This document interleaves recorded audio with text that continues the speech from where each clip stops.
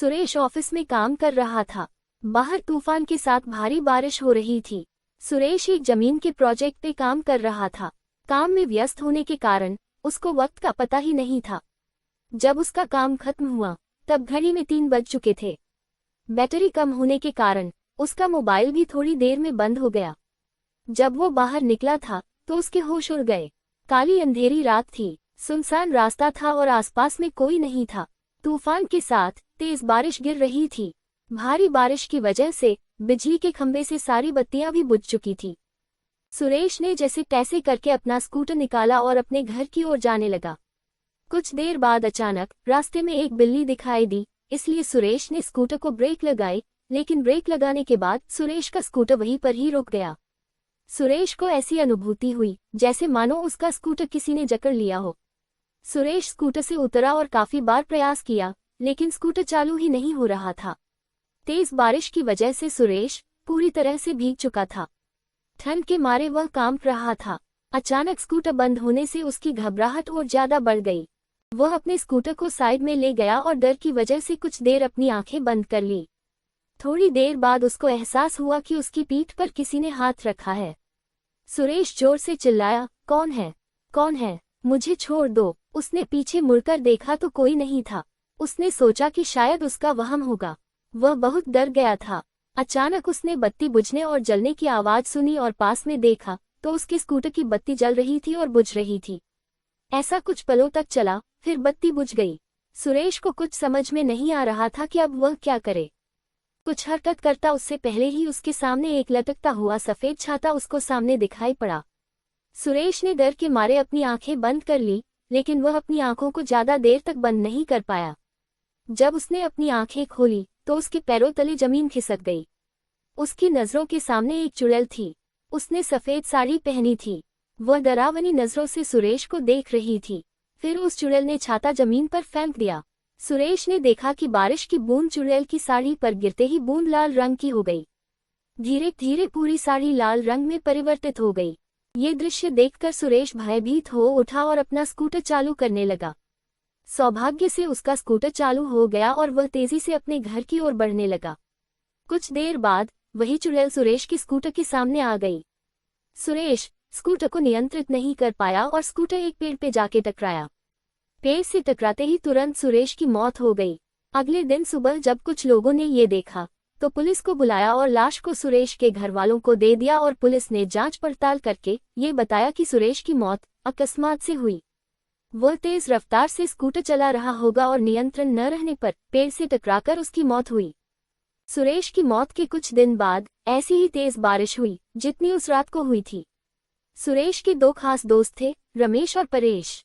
वो दोनों सुरेश के साथ ही काम करते थे। रात के 3 बजे थे। रमेश अपने कमरे में सो रहा था। उसको आसमान से बिजली कड़कड़ाने की आवाज सुनाई दी। रमेश ने अपना ध्यान सोने पे केंद्रित किया। अचानक उसको ऐसी अनुभूति हुई जैसे किसी ने उसको एक थप्पड़ मारा हो। वह नींद से जाग उठा और आसपास देखने लगा, लेकिन आसपास कोई नहीं था। फिर थोड़ी देर बाद कमरे की बत्ती जलने और बुझने लगी। ये देख रमेश बहुत घबरा गया और कंबल ओढ़कर सोने का प्रयास कर रहा था। उसने महसूस किया कि उसका कंबल कोई पीछे से खींच रहा है। वह जोर जोर से इसे चिल्लाने लगा, मुझे छोड़ दो, मुझे जाने दो। उसके कुछ देर बाद सब कुछ शांत रहा। फिर अचानक खिड़की अपने आप खुल गई और उसमें से एक हाथ बाहर से अंदर आया, जिसकी हथेली पर खून ही खून था। उस हाथ ने कसकर रमेश का गला पकड़ा और उसको मौत के घाट उतारकर रस्सी की मदद से पंखे के नीचे लटका दिया। अगले दिन सुबह रमेश का दोस्त परेश जब उसको बुलाने आया तब उसने ये दृश्य देखा और तुरंत पुलिस को सूचना दी। पुलिस ने जांच पड़ताल करके इसको खुदकुशी का नाम दिया और कहा कि रमेश ने तनाव और किसी बात के दबाव में आके आत्महत्या की होगी। हम आगे इसकी ओर भी जांच करने की कोशिश करेंगे। अपने दोनों दोस्तों की मौत के बाद परेश बहुत ज्यादा तनाव में आ गया। उसको मन ही मन ये लगने लगा कि अब तीसरा नंबर उसका है। उसने ऑफिस जाना भी बंद कर दिया। कुछ दिनों उसने आपको अकेले में रखा, यहाँ तक कि वह अपने परिवार के लोगों से भी ज्यादा बात नहीं करता था। कुछ दिनों बाद उसको लगा कि अब खतरा टल चुका होगा, तब वह अपनी पत्नी के साथ दूसरे शहर घूमने चला गया। कुछ दिनों तक उसने अपनी पत्नी के साथ दूसरे शहर में सैर की। कुछ दिनों घूमकर दोनों वापस अपने घर आ गए। अब परेश के मन में डर का नामोनिशान नहीं था। वह आराम से जीवन व्यतीत करने लगा। दूसरे शहर घूमकर आने के बाद वह रोजाना ऑफिस जाने लगा। एक दिन ऑफिस में ज्यादा काम की वजह से उसको देर तक रुकना पड़ा। उस रात को भी तूफान के साथ भारी बारिश हो रही थी। परेश अपनी कार में बैठकर घर के लिए रवाना हुआ। रास्ते में एक बड़े से खड्डे के साथ उसकी गाड़ी टकराई और कार का एक पहिया खड्डे में गिर गया। परेश कार से नीचे उतरा और बहुत प्रयास किया, लेकिन पहिया खड्डे से नहीं निकला।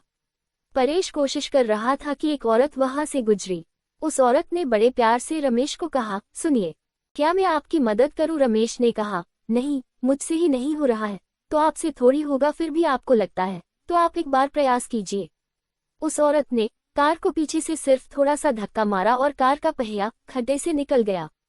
परेश ने उस औरत का धन्यवाद किया और उनको पूछा, आपको कहाँ जाना है? इतनी रात को आप अकेले कहाँ जाओगे? आप मुझे बताए, मैं आपको जहाँ जाना है छोड़ देता हूँ।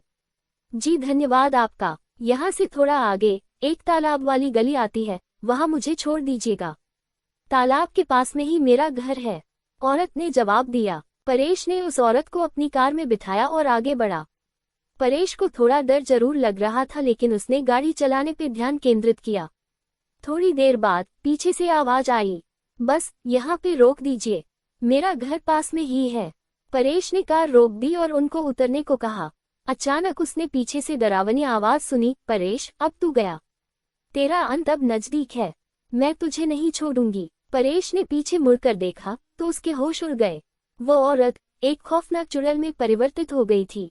उस चुड़ैल ने जोर से परेश को धक्का दिया और उसको कार से नीचे गिरा दिया। फिर परेश को घसीटकर तालाब की ओर ले जाने लगी। परेश बहुत चीखा और चिल्लाया, लेकिन चुड़ैल ने उसकी एक नहीं सुनी। परेश ने चुड़ैल से कहा, कृपया मुझे छोड़ दो, मुझे जाने दो, मैंने आपका क्या बिगाड़ा है? परेश तू आज मेरे हाथों से ही मरेगा। तुम्हारे दोनों दोस्तों को तो मैं मौत के घाट उतार चुकी हूँ, अब तुम्हारी बारी है। याद करो बरसात की वो अंधेरी रात, जिस रात को तुम लोगों ने मेरी हत्या करके मुझे तालाब में फेंक दिया था। जिस जमीन ने मुझे और मेरे माँ बाप को रोजी रोटी दिलाई थी, वह जमीन तुम तीनों हड़पना चाहते थे और उस जमीन पे शराब की फैक्ट्री लगाना चाहते थे। जब मैंने और मेरे पिताजी ने हस्ताक्षर करने से मना कर दिया तो तुम पापी दरिंदों ने मेरी और मेरे पिता की हत्या कर दी और दोनों को तालाब में फेंक दिया। हमारी मौत का कारण लोगों को ये बताया कि हम पानी में डूबकर मर गए हैं। मैं उस जमीन पे कभी भी शराब की फैक्ट्री नहीं चलने दूंगी तथा मैं वापस मेरे और मेरे पिताजी का बदला लेने के लिए आई हूँ। आज तुझे भगवान भी मुझसे बचा नहीं पाएगा, कहकर चुड़ैल ने जोर से धक्का दिया और परेश को तालाब में गिरा दिया और पानी में डूबकर उसकी तुरंत मौत हो गई। फिर चुड़ैल अदृश्य हो गई। दूसरे दिन किसी ने परेश की लाश को पानी में बहते हुए देखा तो तुरंत पुलिस को संपर्क किया। पुलिस ने जांच करके उसकी लाश उसके परिवार को दे दी तथा मौत का कारण ये बताया कि उसकी मौत पानी में डूबकर हुई।